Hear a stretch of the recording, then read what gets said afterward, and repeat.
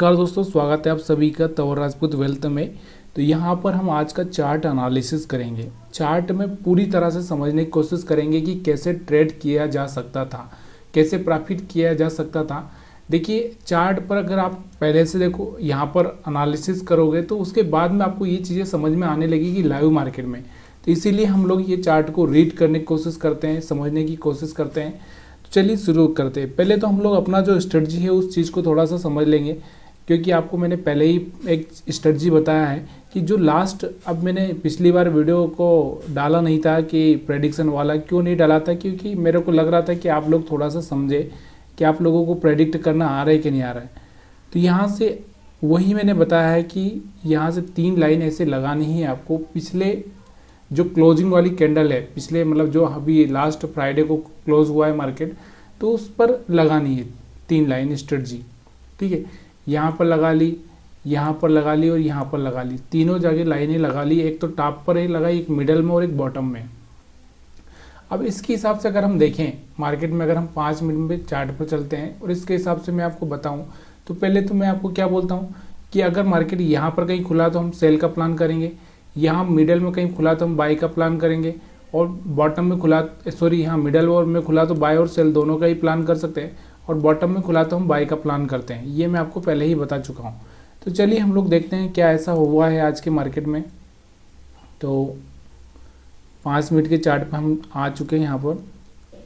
तो 5 मिनट के चार्ट पर अगर आप देखोगे तो हम मार्केट को कहाँ देख रहे हैं, मार्केट को हम देख रहे हैं कि ये जो थर्ड लाइन है बॉटम वाला, तो हम यहाँ बॉटम वाला लाइन देख लेते हैं बराबर से। तो यहाँ से आप देखोगे, तो यहाँ से थोड़ा सा मैं चार्ट को बड़ा करता हूँ, समझ में आए ताकि आपको ये देखो, अब बराबर से आपको क्लियरली समझ में आ रहा होगा कि जो हमारा थर्ड वाला लाइन कौन सा है।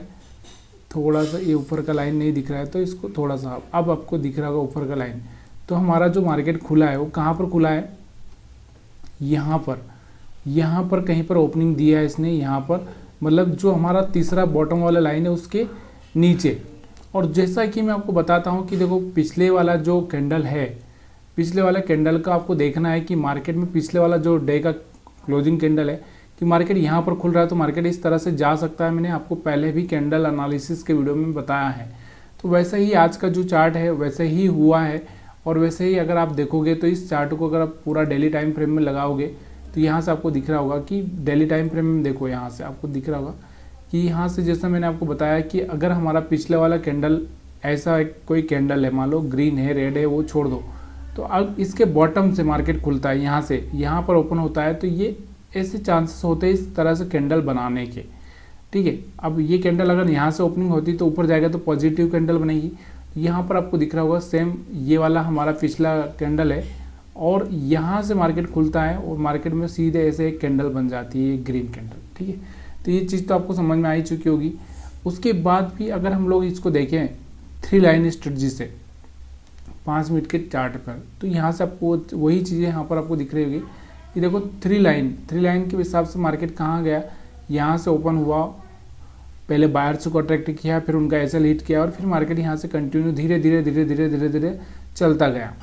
और चलते चलते यहाँ से मार्केट कहाँ तक आ चुका था, जो कि इसका पिछला स्विंग हाई था। कौन सा स्विंग हाई था, ये वाला स्विंग हाई था, इसके पास में आ चुका है।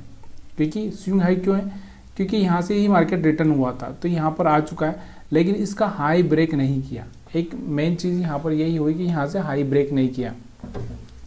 अब ये तो हमारा कौन सी लाइन से हो गया, और दूसरा क्या, हमारा जो मिडल वाले लाइन है यहाँ पर पहुँचकर ही इसने रिजेक्शन लिया। देखो यहाँ पर रिजेक्शन लिया, यहाँ पर रिजेक्शन लिया, मतलब यहाँ मिडल वाली लाइन पर ही पहुँचकर रिजेक्शन लिया है इसने। ठीक है, अब ये तो चीज़ें आपको यहाँ से समझ में आ गई। उसके अलावा अगर हम प्राइस एक्शन की बात करें यहाँ से, तो प्राइस एक्शन के हिसाब से हमारे पास में मार्केट में यहाँ से आपको दिख रहा होगा कि प्राइस एक्शन को अगर हम देखें तो मार्केट में कैसे प्राइस एक्शन बन रहा है, इस तरह से। तो यहाँ से लो ब्रेक कर रहा था, तो यहाँ से मार्केट को थोड़ा सा इसके पास में जाके यहाँ से एक रिजेक्शन लेना चाहिए था, क्योंकि इसका हाई ब्रेक ना करते हुए पहले ही रिजेक्शन लेना चाहिए था, जो कि यहाँ पर एक छोटा सा रिजेक्शन लेते हुए दिख रहा है। लेकिन अगर ओवरऑल हम यहाँ पर देखें तो यहाँ से मार्केट को यहाँ पर कहीं पर रिजेक्शन लेना चाहिए था, यहाँ पर, लेकिन जहाँ यहाँ पर इसने रिजेक्शन नहीं लिया, यानी कि 23,500 के आसपास रिजेक्शन लेना चाहिए था। क्यों लेना चाहिए था, क्योंकि हमारा जो स्ट्रक्चर है वो इस तरह से बनना चाहिए था, वो यहाँ से बना नहीं है। यहाँ से अगर हम देखेंगे तो यहाँ से आपको दिख रहा होगा, यहाँ से कहीं से जो रिजेक्शन लिया तो यहाँ से सीधे यहाँ तक मार्केट आना चाहिए था, नीचे की साइड में यहाँ तक ये लो फिर से ब्रेक होना चाहिए, जो कि हुआ नहीं। मतलब यहाँ पर अगर हम प्राइस एक्शन के हिसाब से देखें तो थोड़ा ट्रैप हुए हैं हम, ठीक है। और अगर हम बात करें एक और दूसरा टेक्निक मैंने आपको बताया है कि जब भी कोई लो ब्रेक होता है तो वहाँ से मार्केट बाउंस बैक करने के चांसेस ज़्यादा होते हैं। तो यहाँ से जो लो ब्रेक हुआ कि ये वाली लिक्विडिटी हुई, ये वाली लिक्विडिटी हुई, ये वाली लिक्विडिटी हुई, ये वाली सारी की सारी यहाँ से लिक्विडिटी यहाँ से ग्रेब हो चुकी थी। यहाँ से आपको समझ में आ रहा होगा, ये वाली जो लिक्विडिटी थी यहाँ से ग्रेब हो चुकी थी। उसके चक्कर में एक मार्केट को ऊपर की साइड में जाना ज़रूरी था। तो ये चीज़ें धीरे धीरे आपको चार्ट पर समझ में आने लगेगी। यहाँ से अगर आप देखोगे तो इसके पहले की अगर हम लिक्विडिटी की बात करें तो यहाँ से आपको दिख रहा होगा, ये वाली जो लिक्विडिटी थी यहाँ से, तो ये वाली जो कैंडल यहाँ से ऊपर खुली थी, इसने सारी की सारी लिक्विडिटी यहाँ से ख़त्म कर दी थी, तो मतलब ऊपर की, और यहाँ से अब नीचे की ख़त्म कर दी। अब मार्केट के पास में जो मोमेंटम है वो अपने हिसाब से आएगा कि उसको क्या करना है। ये चीज़ें आपको समझना बहुत ज़रूरी था, इसलिए मैं आपको समझा रहा हूँ। अब हम बात करते हैं, ये तो समझ में आ चुका होगा, निफ्टी 50 का चार्ट एनालिसिस कर रहे हैं, 5 मिनट का चार्ट है। और अब हम बात करते हैं 20 मूविंग एवरेज की, ठीक है। तो मूविंग एवरेज को देख लेते हैं थोड़ा सा, और फिर उसके बाद हम एसएल हंटिंग को देखेंगे, ठीक है।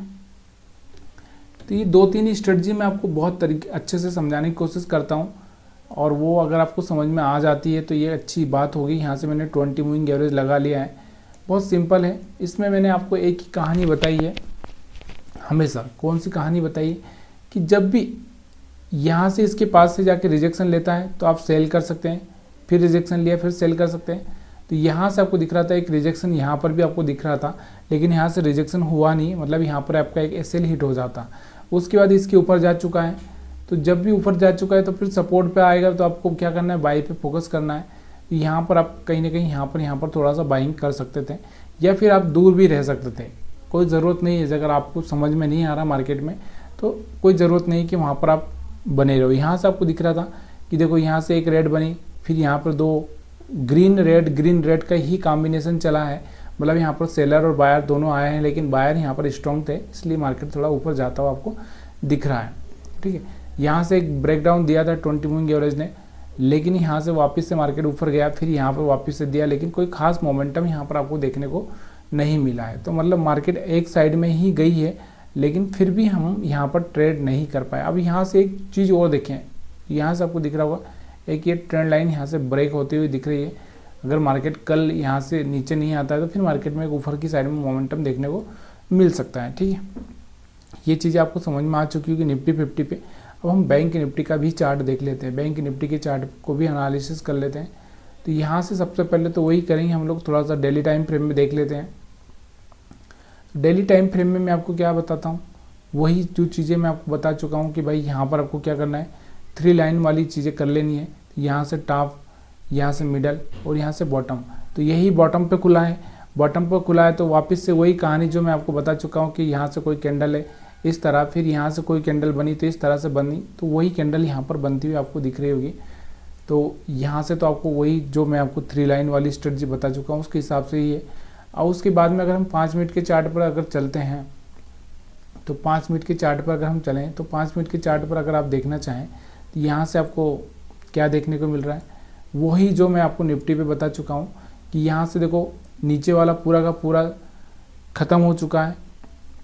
यहाँ पर जितने भी एसएल थे या जितने भी यहाँ पर थे, जो लोग ये सोचकर चल रहे थे इस एरिया में कि यहाँ से मार्केट क्या करेगा, यहाँ से आपको दिख रहा होगा ये वाला एक सपोर्ट भी हम बना सकते हैं।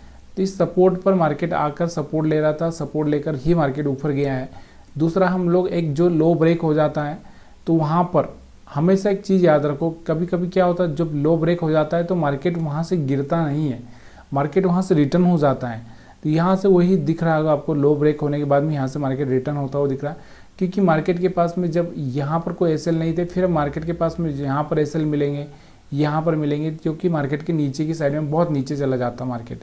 इसलिए यहाँ से आपको दिख रहा होगा कि यहाँ पर आप देखोगे तो यहाँ पर आपको दिख रहा होगा कि ये वाला जो लो ब्रेक हो गया, ये वाला लो ब्रेक हो गया, उसके बाद में मार्केट रिटर्न हुआ है।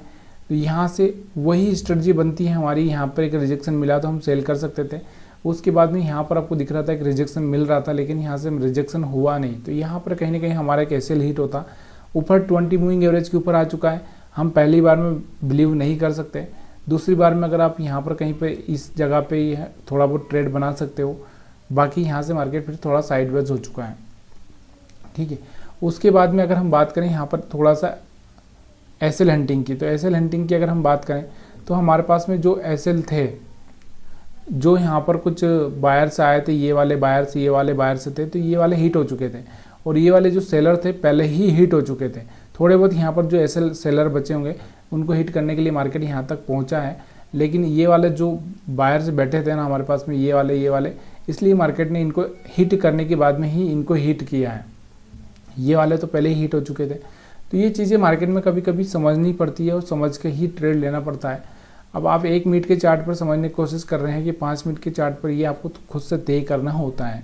तो यहाँ पर ये चीज़ें आपको समझ में आ रही है कि नहीं आ रही, प्लीज़ अगर आपको ये आ रही है तो प्लीज़ यस लिख सकते हैं आप कमेंट में, या फिर आपको कुछ और भी है तो आप उसके हिसाब से यहाँ पर कुछ कमेंट कर सकते हैं। तो ये चीज़ें अगर आपको, या फिर हम बोलें कि जैसे अब हम लोग यहाँ पर इसको थोड़ा सा और भी छोटे टाइम फ्रेम, बड़े टाइम फ्रेम में यानी कि 1 घंटे के टाइम फ्रेम में भी एनालिसिस करें, तो यहाँ से थोड़ा सा मैंने आपको पहले ही बोला है कि मार्केट में कुछ खास ज़्यादा मोमेंटम देखने को नहीं मिल रहा है।